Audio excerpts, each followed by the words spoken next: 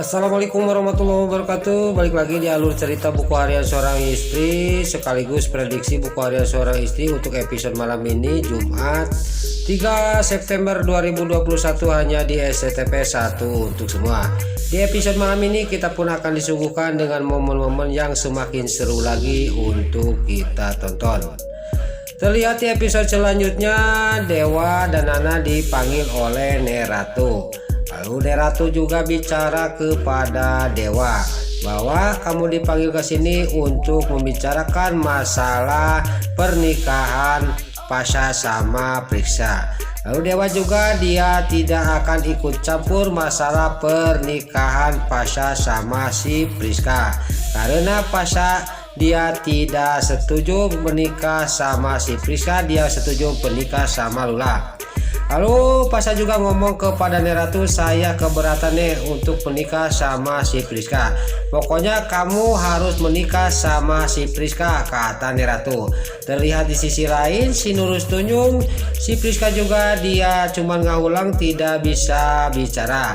Lalu terlihat Dewa juga dia pamitan kepada Neratu untuk pergi.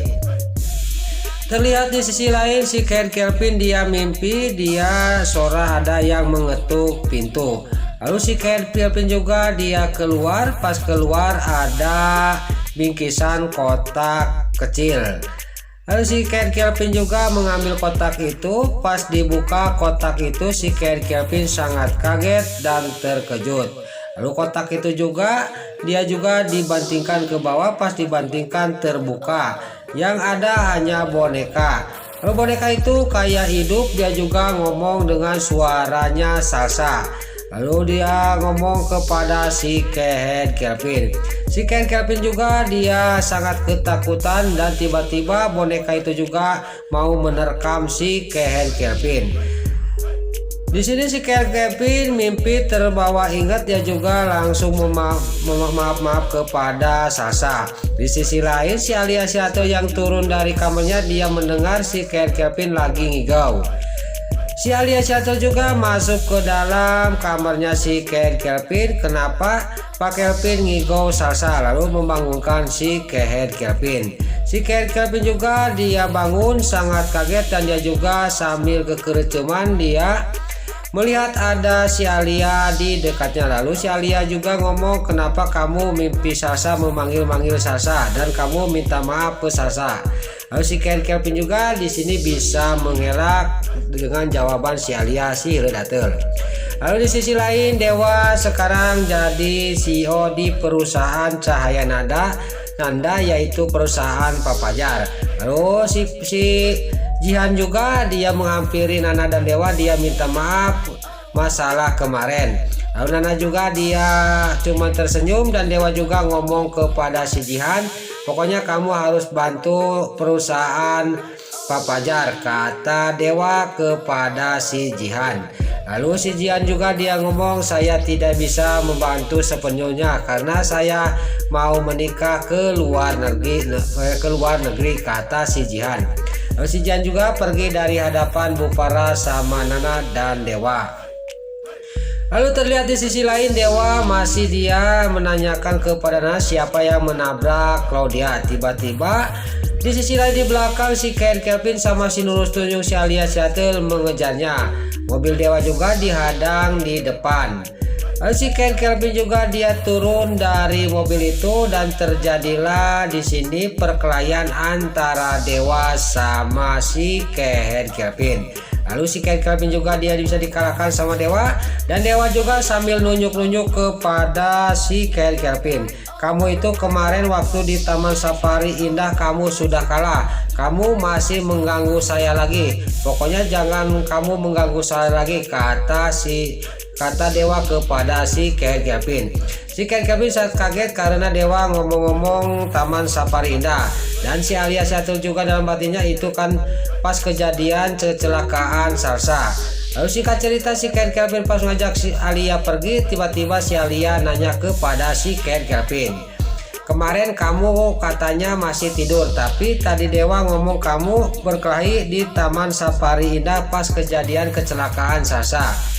Lalu di sini si Ken Kelvin juga dia erepan, dia tidak bisa menjawab, dan si Alia Syato juga dia curiga sama si Ken Kelvin. Saya belum menemukan bukti, saya akan mau melihat CCTV rumah, kata si Alia Syato dalam batinnya. Lalu Dewa juga sama Nana sampai ke kliennya yang mau nikahan, yang di dekorasi sama dirinya, dan Nana juga membawa Dewa keluar, dan Nana ngomong kepada Dewa, kita pergi ke makamnya Claudia, saya akan jujur akan mengatakan siapa yang menabrak Claudia, kata Nana. Singkat cerita dia juga pergi ke makamnya Claudia. Lalu si Alia Syato juga sama si Ken Kelvin sampai ke makamnya Salsa. Si Ken Kelvin pas di makamnya Salsa dia melihat Dewa ke makamnya Claudia. Dia juga menghampiri Dewa sama Nana dan sangat geram banget si Ken Kelvin kepada Dewa dan Nana. Singkat cerita Dewa juga tidak mau ribut sama si Ken Kelvin, apalagi itu di makam, dia juga pergi. Singkat cerita Dewa juga sampai ke rumah, dan di rumah dia ngomong kepada Nana. Masih Nana dia belum terus terang kepada Dewa, belum bilang siapa yang menabrak Claudia. Lalu Dewa juga dia tidur meninggalkan Nana. Lalu terlihat di sisi lain di rumahnya Neratu yang lagi makan, tiba-tiba datanglah Dewa sama Nana mau mengasihkan makanan ke Neratu. Neratu juga disuruh Dewa dan Nana duduk, walaupun kamu mau pergi pokoknya duduk dulu, ada yang mau dibicarakan kepada Neratu kepada Dewa dan Nana. Lalu Neratu juga ngomong kepada Dewa, di sini ada pencuri, kata Neratu kepada Dewa. Pencurinya ada di sini, kata Neratu sambil memandang kepada si Brokoko Kroni. Yaitu pencurinya adalah si Brokoko Kroni, kata Neratu sambil menunjuk kepada si Roni. Nana juga sangat kaget dan terkejut, dan Dewa juga sangat geram kepada si Brokoko Kroni. Si Brokoko Kroni juga sangat kaget dan terkejut bahwa Neratu tahu dia yang mengambil mutiaranya. Lalu Neratu juga dia sangat geram banget kepada si Brokoko Kroni. Pokoknya kamu kalau sekali-kali lagi berbuat kayak gini, saya akan usir kamu dari rumah ini, kata Neratu kepada si Brokoko Kroni. Si Livia juga sangat sedih dan dia juga mewek, dan dia meninggalkan meja makan keluar. Dia duduk di taman. Lalu Nana juga gak lama kemudian dia menghampiri si Livia. Lalu Nana juga ngomongin si Livia, dan si Livia juga mewek di pelukan Nana. Lalu Nana dalam batinnya, ini baru gini sudah si Livia sudah sangat terpukul, apalagi kalau tahu si Brokoko Kroni telah menabrak Claudia, yaitu calon istrinya Mas Dewa. Bagaimana saya ini, kata batinnya Nana. Lalu di dalam rumah si Brokoko Kroni kena pukulan oleh Dewa. Dewa sangat geram kepada si Brokoko Kroni. Dasar si kadal buntung, dia cuman tertawa, dan Dewa juga dia mau menghajar lagi si Brokoko Kroni. Terlihat di sisi lain di rumahnya Pak Arman yang lagi menunggu kliennya, yaitu mau menjodohkan anak kliennya Pak Arman sama Lula. Gak lama kemudian datanglah kliennya sama anaknya. Singkat cerita dia juga kliennya itu sama anak kliennya juga dibawa ke rumah Pak Arman. Di sisi lain Pasha juga dia melihatkan bahwa benar Pak Arman mau menjodohkan sama anak kliennya. Lalu Pasha juga pergi dari depan rumahnya Pak Arman. Lalu di sisi lain terlihat di toko bunga hiasnya Dewa mau mengantarkan bunga. Pas sudah beres bunga dikena mobilkan, Dewa juga ngomong kepada Nana, ya udah nak bawa mobil, kata Dewa kepada Nana. Nana tidak tahu bahwa Dewa cuman menyelok saja. Nana juga ngomong, saya kan tidak bisa nyetir mas, kata Nana. Kenapa kamu tidak bisa nyetir? Kamu bisa menabrak orang, kata Dewa. Siapa laki-laki yang dilindungi sama kamu itu? Nah, coba katakan kepada saya siapa yang menabrak Claudia. Lalu singkat cerita Dewa juga sangat marah benar kepada Nana karena Nana belum terus terang. Lalu Dewa juga sendiri berangkat mengantarkan bunga, dan Nana juga balik lagi ke toko bunga. Singkat cerita datanglah Neta juga menghampiri Nana dan Nana juga bilang kepada Neta. Lalu Neta juga sangat kaget dan terkejut. Kamu itu jangan memikirkan orang lain. Ini pasti kalau kamu memikirkan orang lain ini kena imbasnya kepada kamu semua, kata Neta kepada Nana. Itu harus dipikirkan sama kamu nak, kata Neta kepada Nana. Nana juga dalam batinnya ngomong, bener apa kata Neta, ini pasti imbasnya ke keluarga saya. Saya harus bagaimana ini, kata batinnya Nana. Lalu di sisi lain Pasha yang sampai ke rumahnya Neratu melihat Neratu lagi duduk sendiri dan dia juga menghampiri Neratu. Lalu Pasha juga dia ngomong kepada Neratu, Nek, saya tidak bisa menikah sama Priska. Saya minta maaf kepada Neratu, saya akan menikah sama Lula.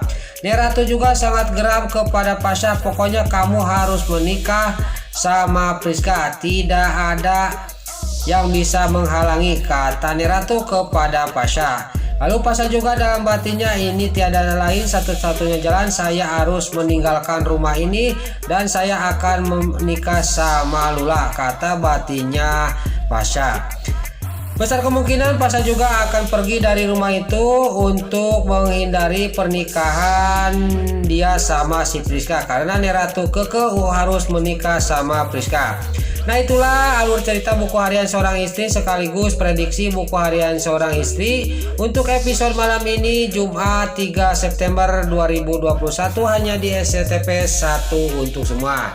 Sebelum Mimin pamit, bagi dulur-dulur, mama, tante-tante, bunda-bunda dimanapun Anda berada yang baru bergabung dengan channel ini, jangan lupa tekan tombol like, komennya, dan subscribe-nya.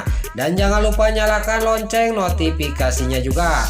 Sebelum Mimin pamit, Mimin mohon maaf kalau ada salah-salah kata dan kata-kata Mimin balelo loba titara rajong, Mimin mohon maaf. Sekarang Mimin pamit, wassalamualaikum warahmatullahi wabarakatuh. Salam sehat selalu dimanapun Anda berada. Terima kasih.